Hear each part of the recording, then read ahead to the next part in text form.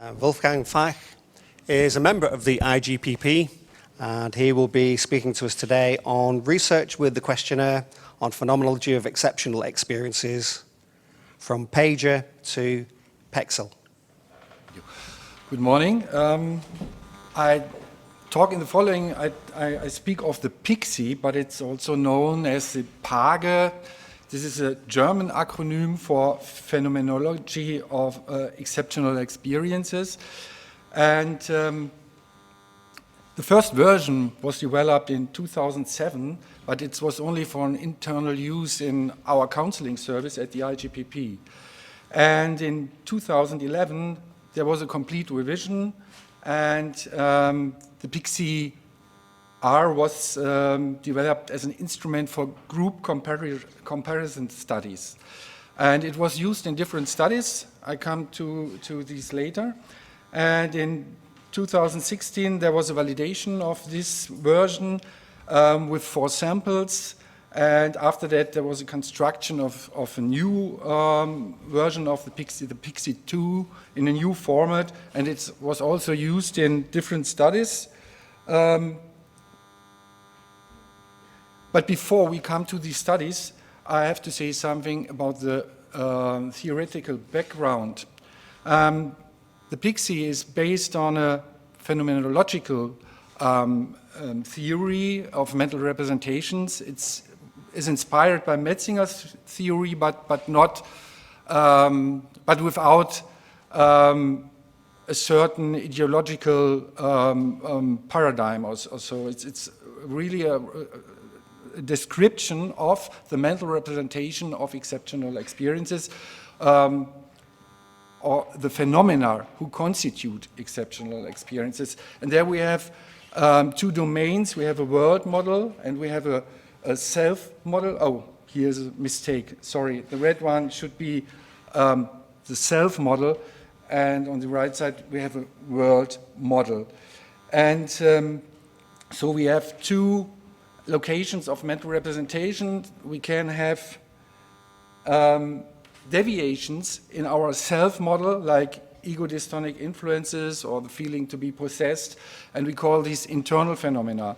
And on the other side, we can have deviations in the world model, like poltergeist phenomena or apparitions. So we have a differentiation between these 2 kinds of phenomena, but we have also phenomena concerning the, so to say, basic psychophysical correlation between these 2 domains. So we have separations of a self-model, of elements of the self-model and the world model, like automatisms or sleep paralysis or out-of-body experiences. And in the other direction, we can have coincidence phenomena, where we have deviating connections of self-model and world model, like extrasensory perception or meaningful coincidences. And the idea is that phenomena of these 4 basic classes constitute all kinds of exceptional experiences in, so to say, a conventional reality model that most of the people have. And on this background, we construct the PExE, and in the beginning there was 32 items in 4 sections, and 8 items per phenomenon basic class. For example, to cover external phenomena, there was an item I have heard inexplicable sounds, knocking, banging, footsteps, voices, or other sounds for which I was not able to find a natural source. For internal phenomena, I have perceived thoughts in my mind whose origins could not be explained and whose sources possibly lay outside my own self. For coincidence, I have known or sensed something that has occurred in another place or in the past, although I couldn't have any knowledge of it. Or dissociation, and this is is a psychophysical dissociation. I have experiences that my body or parts of it, for example, my limbs or voice, have been activated automatically without my conscious effort. And there is a 5-level answer scale from never to very often. Unterrasser et al. Used this instrument for their own study, and they understand IGPP as psychotic-like experiences at the healthy end of the psychosis continuum. This is also the title of their paper in Frontiers in Psychology. And they used the PExE-II to measure subclinical psychotic symptoms, which is against our phenomenological understanding of the concept. And they made a factor analysis with a Swiss general population sample of 206 people, and they extract and postulated 3 psychotic-like IGPP factors: odd beliefs, dissociative anomalous perceptions, and dissociative anomalous perceptions. And now the question, is this a disproof of the model of phenomenon basic class, which I explained before? No, they use these factors as scales without item and scale analysis. Here you see the figure in their paper, and it looks pretty good if you see, oh, there are odd beliefs, and you have strong loadings on the first factor, and then you have strong loadings on the second for dissociative anomalous perceptions and also for hallucinatory anomalous perceptions. And if you compare it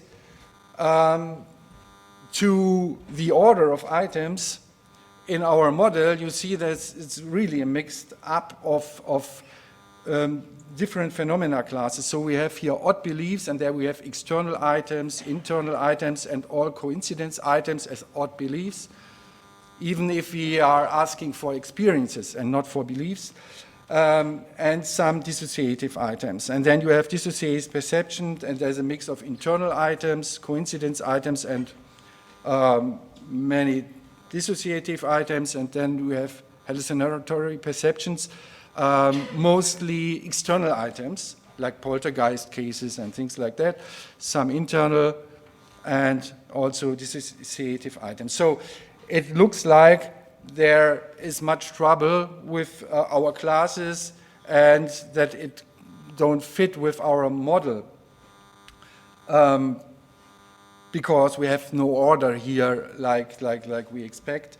But it was only a sample of 206, and I have the whole sample of 1,300, and you will see that I get another structure also with 3 further samples.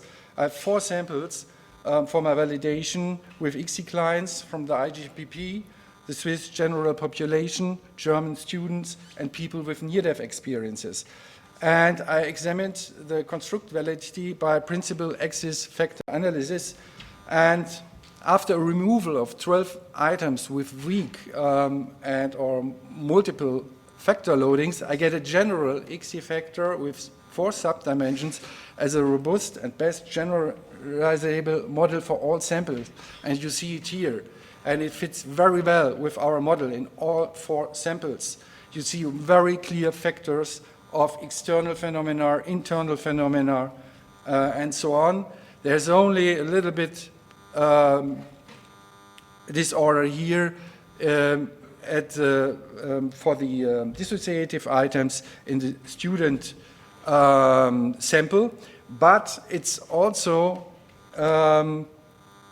it fits with our model, because what you see is what never should be happened is that dissociative items are on the same factor with coincidence items, because you see it in the model that are complementary aspects, dissociation and coincidence, and also we should never find internal items on the same factor with external items. So this is a theoretical postulate of the model, and we have no problem here, and we have a very clear structure with good samples with from different populations. So, and we have not all the double loadings like you have seen before in the case of Antarasna. It's a very, I would say, not a solid factor analysis. So then on this base, with these 20 items, there was a construction of a global scale with a very good reliability of an alpha from 0.87 to 9.3. And then a construction of subscales with 5 items each for internality and externality as a location of mental representations in your mental reality model, and then coincidence versus dissociation as the relation of mental representations, and the average of all these subscales, the internal consistency is also very good. So there is a comparative study now with the 4 samples from my validation study and also meditators with at least 3 years practice, and with a sample from the USA general population by translated PExE by Christine Simmons Moore in 2014. And what we see here is now a profile. You have the scale from never, seldom, sometimes, often to very often, and you see the scores are up to 2 here in this graphic, in this figure. So we have here the profile of IGPP clients at the IGPP, and we see that coincidence phenomena occur seldom to sometimes, and you see external and internal items are seldom, and dissociative items are very seldom. So this is only an average profile. Normally, individual clients have very clear profiles and tend more to external or internal, and in the average you have this profile. And if we compare it with other profiles, here we have the Swiss profile, which is not so frequent, but have the same proportions. Here we have the German students, very similar. Here we have the USA sample, more exceptional phenomena than our general population, but less than the advice seekers. Here we have meditators with a little bit more internal phenomena, but also similar profile. And here we have the people with near-death experiences with the most frequent exceptional phenomena. So, but what is very impressive is that we have always the same proportions in all classes. Then in 2018 there was a new design of the PExE-II now, where we have only one section with 20 randomized items, because there was criticism about the item blocks in the first PExE version, and some people say it could be an artifact that you get these factors because you have these blocks, and now we have randomized items, 20. And also we changed the scale, the answer scale a little bit, to get it more to the center of the median, the middle of the scale, more to the median of the distribution to reduce the skewness a little bit. And then I have new samples, and I show you a comparison of 5 samples. A sample of IGPP clients, a new sample of German students, then a sample of people reporting sleep paralysis, a sample with a French version of the PExE-II, which was translated with Renaud Avra, and a sample from Italy, which was translated with Patrizio Tresoldi. And what we see is here, at first, you have a comparison. The dotted line shows you the previous IGPP sample with the previous version, and the solid line show you the new sample. And you see it's the same proportion, but we have the skewness is not so strong, and also we have the dotted line, the previous version of the IGPP sample and the new IGPP sample. So we have a better distribution of answers now, because we have not only never and seldom, we have also a level of almost never, and so we get more differentiation here. So and now you see here the 2 samples, students and IGPP, and here you see the French population, and it's impressive that they have the same frequency like our clients, and also a little bit more on the external level, more external phenomena. Renaud told me that he covers these data by social media, and I think people who answered the questionnaire have a disposition for this topic and experiences. But Patrizio Tresoldi, he asked for people with exceptional experiences, and this is a very strong profile here, much more than our clients. These people are not clients. I don't know if there are help seekers in this sample, but these are all people with exceptional experiences in Italy. Perhaps they have more frequent exceptional experiences, but we have also a similar profile. And here you see special sample people with sleep paralysis from a study from Gerhard Meyer, he's also here, and Max Fuhrmann. And what you see here is a more frequent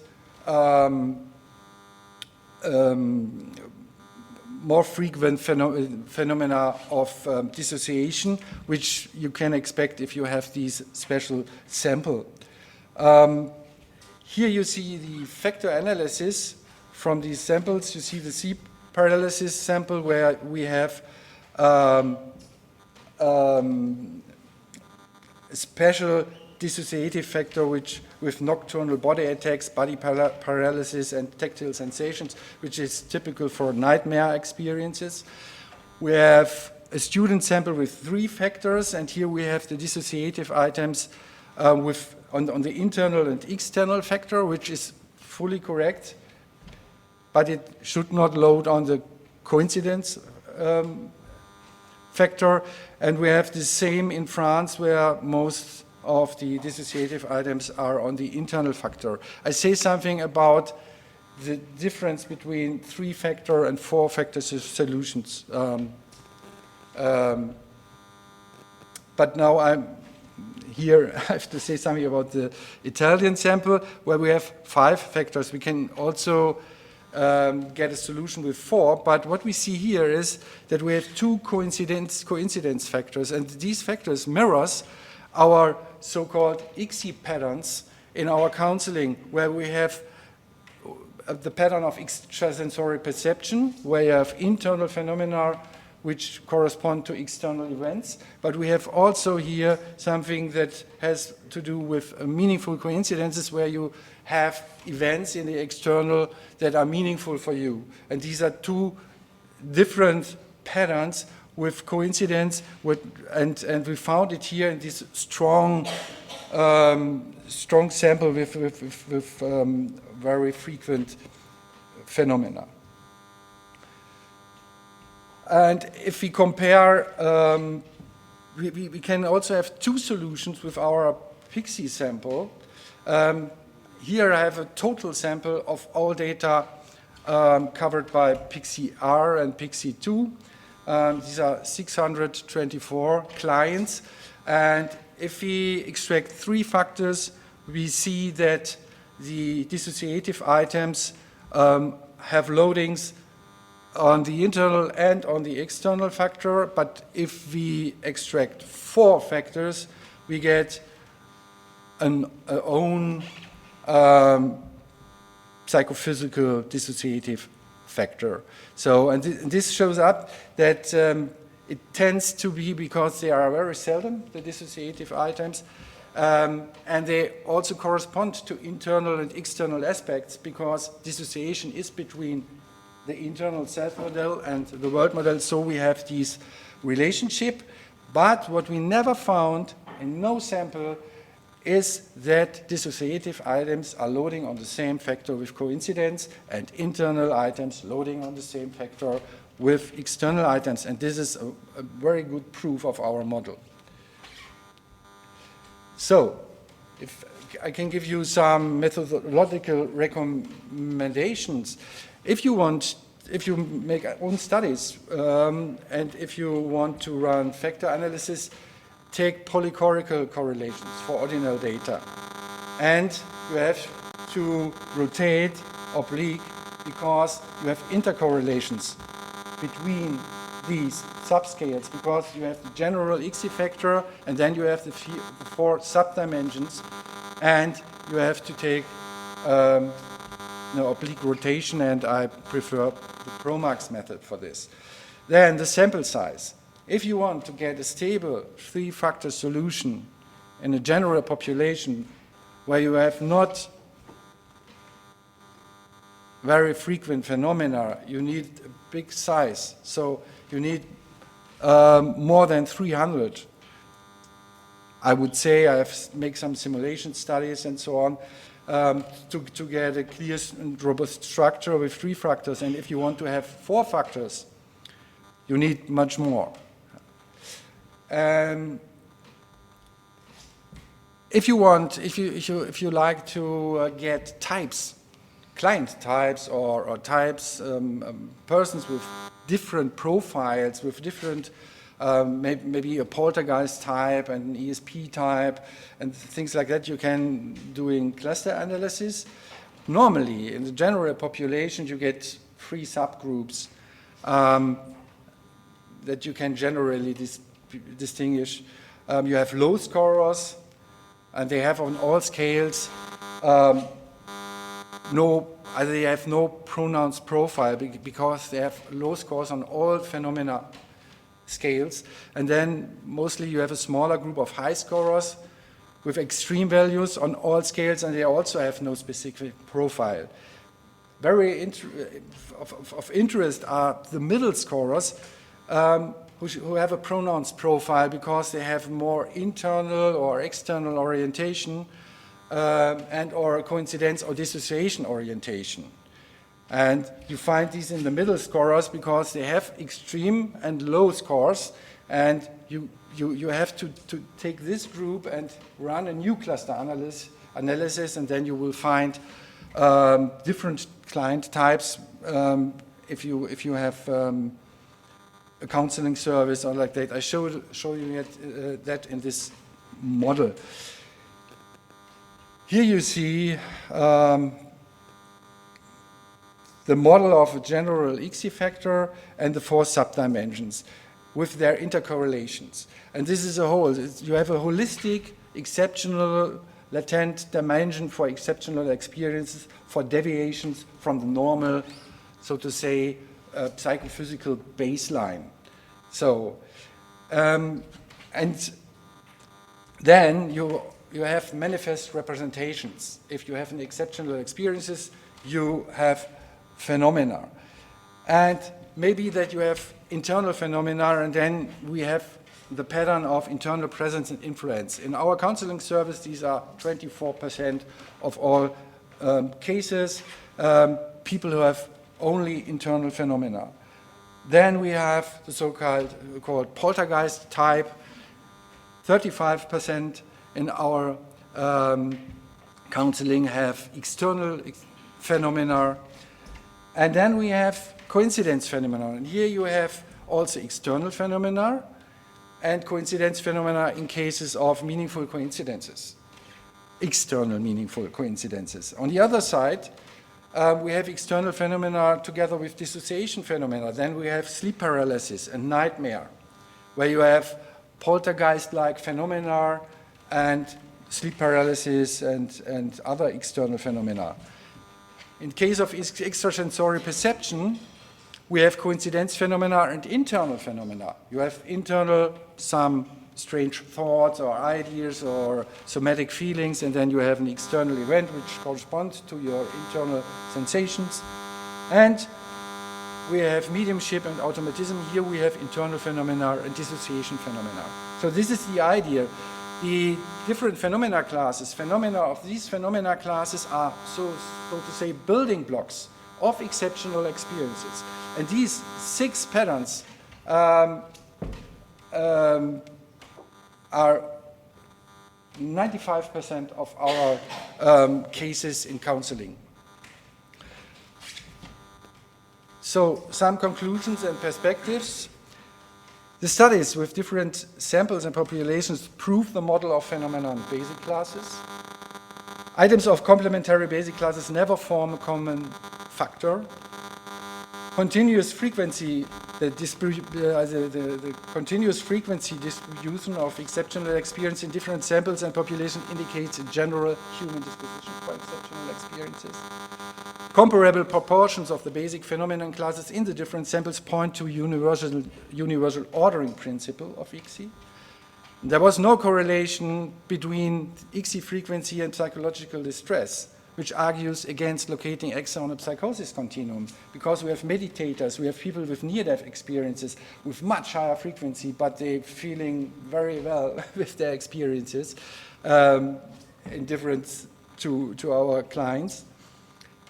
So the most significant correlations of our EXE patterns in counseling, they can be found with aspects of autonomy and social bonding or bonding styles. And this is our new paradigm in research to get here more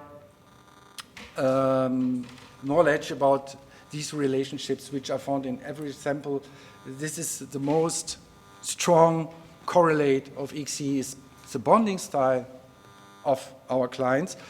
And what should be of interest are comparative cultural studies in the future with the IGPP. So we need translations in different languages. And I hope you are interested to do this. Thank you for your attention.